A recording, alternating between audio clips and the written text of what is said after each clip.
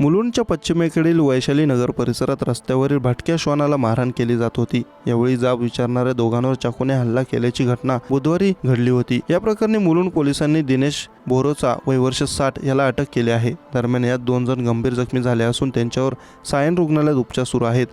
कांदिवली परिसरात वास्तव्यास असलेली 50 वर्षीय महिला तिच्या राहत्या इमारतीलगतच्या रस्त्यावर उभी होती। याच वेळी तेथून जाणाऱ्या दिनेश बोरोचा याने रस्त्यावरील भटक्या श्वानाला मारहाण केली। या महिलेने कुत्र्याला मारहाण करणाऱ्या बोरेचा याला थांबवण्याचा प्रयत्न केला आणि जाब विचारला होता। यावरून दोघांमध्ये वाद झाला। हा वाद एवढा विकोपाला गेला की बोरोचा याने खिशातील चाकू काढत महिलेवर हल्ला केला। यावेळी महिलेच्या बचावासाठी आलेल्या तिच्या नातेवाईकांवरही बोरोचने चाकूने हल्ला केला।